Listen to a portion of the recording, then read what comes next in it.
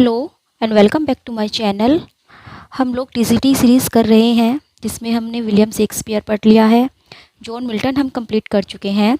आज का जो हमारा टॉपिक रहेगा वो विलियम वर्ड्सवर्थ रहेगा। आज हम विलियम वर्ड्सवर्थ की बायोग्राफी पढ़ेंगे। तो चलिए फिर स्टार्ट करते हैं। विलियम वर्ड्सवर्थ का जो जन्म था वो हुआ था 7 अप्रैल 1770 ईस्वी को, 7 अप्रैल 1770। और कहाँ पर हुआ था? ये हुआ था कोकरमाउथ में, इन कम्बरलैंड के कोकरमाउथ में जो है विलियम वर्ड्सवर्थ का जन्म हुआ था 7 अप्रैल 1770 ईस्वी को। और जो उनकी डेथ हुई थी वो हुई थी 23 अप्रैल को 1850। यानी कि वो जो है 80 ईयर्स तक वो जीवित रहे थे, 80 साल तक वो जिए थे। और उनकी जो डेथ हुई थी वो प्लेरेसी से हुई थी। प्लेरेसी एक बीमारी होती है लंग्स की, तो उन्हीं से जो है विलियम वर्ड्सवर्थ की डेथ हुई थी जब वो 80 ईयर्स के थे। और उनको ब्यूरीड कहाँ पर किया गया था? उनको ब्यूरीड किया गया था सेंट ओसवाल्ड चर्च में, सेंट ओसवाल्ड्स चर्च। यहाँ पर जो है विलियम वर्ड्सवर्थ को ब्यूरी किया गया था, उनको यहाँ पर दफनाया गया था ग्रास मेयर में। विलियम वर्ड्सवर्थ एक नेचर पोइट कहे जाते हैं। हाई प्राइस्ट ऑफ नेचर उनको कहा गया है, हरबिंगर ऑफ नेचर उनको कहा गया है, क्योंकि वो एक प्रकृति प्रेमी थे। उनकी जितनी भी पोएम्स हैं उनमें मोस्टली जो है हमें नेचर के ऊपर ही उनकी पोएम मिलेगी। उनको जो है नेचर से बहुत ही प्यार था और उन्होंने अपनी बहुत सी पोएम में जो है ये भी कहा है हम सबको, मतलब अपने जो रीडर्स हैं, कि जो नेचर है वो बहुत ही अच्छी है, उसकी ओर लौटो, उसकी ओर जो है नेचर को देखो। जैसे एक उनकी पोएम है the world is too much with us, उसमें भी जो है उन्होंने नेचर की काफ़ी जो है प्रेस की है। जो विलियम वर्ड्सवर्थ थे वो सेकंड चिल्ड्रन थे अपने, मतलब पेरेंट्स के। वो दूसरे नंबर के जो है वो सन थे आउट ऑफ 5 चिल्ड्रन, यानी कि वो जो है 5 भाई बहन थे, जिनमें से जो है रिचर्ड, डोरोथी, जॉन और क्रिस्टोफर, बाकी जो 4 हैं। जो डोरोथी है उनकी सिस्टर थी, इनसे जो है विलियम वर्ड्सवर्थ का अटैचमेंट अच्छा था और इन्होंने जो है बहुत सी पोएम डोरोथी को डेडिकेट भी की है। इनफैक्ट जो उनकी सबसे अच्छी पोएम है टिंटन एबे, उसमें भी जो है उन्होंने डोरोथी को एड्रेस किया है। डोरोथी के साथ जो है विलियम वर्ड्सवर्थ ने काफ़ी टाइम स्पेंड किया था। अब उनके पेरेंट्स की बात करते हैं तो विलियम वर्ड्सवर्थ की जो मदर थी उनका नाम था एने कुक्सन। एने कुक्सन जिनकी लाइफ साइकिल रहा है 1748 टू 1778 तक, यानी कि जब विलियम वर्ड्सवर्थ केवल 8 ईयर्स के थे तभी जो है उनकी मदर की डेथ हो गई थी। She was a lady of moral. Father की बात करें, उनके फादर का नाम था जॉन वर्ड्सवर्थ। जितने भी टीसीटी के 4 राइटर्स हैं, चारों राइटर्स के फादर का नाम जॉन ही है, तो जॉन वर्ड्सवर्थ उनके फादर का नाम था, जिनका लाइफ साइकिल रहा है 1741 टू 1783। यानी कि ये भी जो है बहुत जल्दी ही चले गए थे। जब विलियम वर्ड्सवर्थ केवल 13 ईयर्स के थे तब उनके फादर की भी डेथ हो गई थी। तो विलियम वर्ड्सवर्थ बहुत कम एज में ही जो है वो ऑर्फन हो गए थे। ये एक लॉयर थे या लीगल एडवाइज़र थे ये प्रोफेशन से, एंड ए रेंट कलेक्टर। और ये रेंट कलेक्टर भी थे फॉर लॉर्ड लैंसडेल के, जिनका नाम था जेम्स लोथर। जेम्स लोथर जो थे उनके ये रेंट कलेक्टर थे, उनके लीगल एडवाइज़र ये थे। जेम्स लोथर जो बाद में है लॉर्ड लैंसडेल बन जाते हैं। और उन्हीं की कनेक्शन की वजह से जो है विलियम वर्ड्सवर्थ एक छोटे से टाउन में एक लॉर्ड्स मैंसन में रहते हैं, बिकॉज ऑफ जेम्स लोथर की वजह से ही उन्हें रहने के लिए एक लॉर्ड जो है मैंसन मिला हुआ था। एजुकेशन की बात करें अगर विलियम वर्ड्सवर्थ की, तो 1779 में जब उनकी मदर की डेथ हो गई थी 1778 में, तो उसके 1 साल बाद उनको हॉक्सैड के स्कूल में भेजा गया। हॉक्सैड जो है एक विलेज है इंग्लैंड के लेक डिस्ट्रिक्ट में, और उन्होंने जो है अपनी लाइफ के 8 साल वहाँ पर बिताए। उसके बाद जो है 1787 में उन्होंने एनरोल किया था सेंट जॉन्स कॉलेज में। Saint John college Cambridge university में उन्होंने एनरोल किया था, और यहाँ पर ही जो है उन्होंने अपना फर्स्ट पीस राइटिंग लिखा था, जो कि एक सोनेट था। सबसे पहले जो है उन्होंने एक सोनेट लिखा था और यहाँ पर उन्होंने पब्लिश कराया था द यूरोपियन मैगजीन में। 1791 में जो है उन्हें बैचलर डिग्री मिल गई थी। उनके लव अफेयर्स और मैरिज की बात करें तो उनके जो है एक बहुत ही छोटा सा लव अफेयर उनका मैरी एस्थवेट के साथ रहा है। इसके बारे में कोई ज़्यादा मतलब वो नहीं है, सिर्फ थोड़ा यही है कि इनका छोटा सा जो है बहुत ही कम टाइम के लिए रहा था मैरी एस्थवेट के साथ इनका रिलेशन।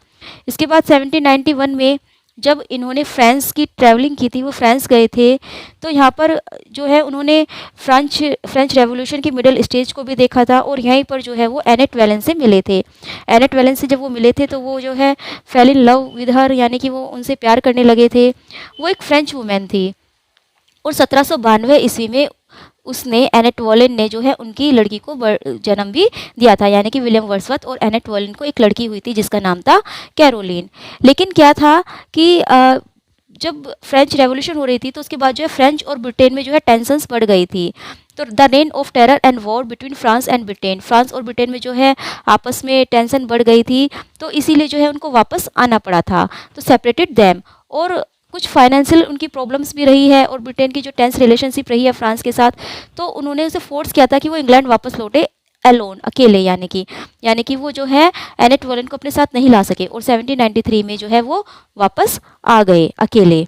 लेकिन उन्होंने जितना उनसे हो सका, उन्होंने एनेट वेलन को और अपनी जो उनकी डॉटर रही है कैरोलिन, उनको बहुत ज़्यादा सपोर्ट उन्होंने किया जितना वो कर सकते थे बाद में, यानी कि 1793 में तो वो वापस आ गए थे, लेकिन उसके बाद जो है वो वापस उनसे मिलने गए थे इन 1802, 1802 में। 1802 में जब कुछ शांति हो गई थी ब्रिटेन और फ्रांस के बीच में, तो वर्ड्सवर्थ और उसकी बहन, वर्ड्सवर्थ की बहन जो डोरोथी थी, वे दोनों जो है एनेट वेलन से और कैरोलिन से मिलने जो है वो फ्रांस गए थे, एनेट वेलन से और कैरोलिन से मिलने। और उनकी जो ये विजिट थी उसका पर्पज़ ये था कि वो एनेट को बता सके कि विलियम वर्ड्सवर्थ जो है मैरी हचिंसन से शादी करने वाले हैं। 1802 ईस्वी में जो है उन्होंने मैरी हचिंसन से शादी की थी, और यही बताने जो है वो फ्रांस गए थे। 1802 में उन्होंने मैरिज कर ली थी मैरी हचिंसन से, और उनको जो है 5 बच्चे हुए थे, जॉन, डोरा, थॉमस, कैथरीन एंड विलियम, जिनको कि विली भी कहा जाता है। ये उनके 5 बच्चे थे। ऑनर्स, उनको क्या क्या सम्मान मिले हैं, तो 1838 में उन्हें जो है एक ऑनरी डॉक्ट्राइन मिली थी सिविल लॉ में from the university of Durham की यूनिवर्सिटी से जो है उन्हें एक डिग्री मिली थी, और 1839 में भी जो है उन्हें सेम डिग्री मिली थी यूनिवर्सिटी ऑफ ऑक्सफोर्ड से। यानी कि 1838 में तो यूनिवर्सिटी ऑफ डरहम ने उन्हें डिग्री दी थी, और उसके बाद जो है यूनिवर्सिटी ऑफ ऑक्सफोर्ड ने 1839 में दी थी। 1842 में जो है गवर्नमेंट ने उन्हें एक सिविल लिस्ट पेंशन अवार्ड की थी, जिसमें उन्हें 300 पाउंड्स पर ईयर मिले थे। और 1843 ईस्वी में 1843 में उन्हें पोइट लॉरेट भी बनाया गया था, जब रॉबर्ट साउथे की डेथ हो गई थी। हालांकि जो पहले है, जब उन्हें कहा गया था पोइट लॉरेट बनने के लिए, तो विलियम वर्ड्सवर्थ ने मना कर दिया था। उन्होंने कहा था कि मैं इसके लिए बहुत ओल्ड हो चुका हूँ, लेकिन फिर जो वहाँ के प्राइम मिनिस्टर थे रॉबर्ट पील ने उन्हें समझाया था, तो विलियम वर्ड्सवर्थ मान गए थे, और फिर वो पोइट लॉरेट बन गए थे। और वो पहले ऐसे पोइट लॉरेट थे, या ओनली ऐसे पोइट लॉरेट थे जिन्होंने कोई भी ऑफिशियल वर्सेस नहीं लिखी थी। हालांकि वो केवल 7 ईयर्स तक ही पोइट लॉरेट रह सके, क्योंकि 1850 में उनकी डेथ हो गई थी। रेजिडेंस की बात करें, उन्होंने वो कहाँ पर रहे हैं, तो 1795 ईस्वी में विलियम वर्ड्सवर्थ और जो डोरोथी थी, वो दोनों जो है डॉर्सेटशायर में सेटल हो गए थे। डॉर्सेटशायर जो कि इंग्लैंड के साउथ वेस्ट में है। फिर वे जो है एल्फोक्सटन भी मूव हुए, जो कि एक कंट्री थी सोमरसेट में नियर एसटी कॉलेज, यानी कि एसटी कॉलेज भी वहीं रहते थे, और वहीं पर जो है विलियम वर्ड्सवर्थ और एसटी कॉलेज में फ्रेंडशिप हुई थी। उसके बाद जो है वो लेक डिस्ट्रिक्ट में भी मूव कर गए थे। फिर 1799 ईस्वी में वर्ड्सवर्थ और डोरोथी जो है ग्रासमेयर में आ गए थे। यहाँ पर वो लगभग 13 ईयर्स तक रहे, और 8 साल तक वो डव कॉटेज में भी रहे। इन 13 सालों में 8 साल तक वो डव कॉटेज में रहे।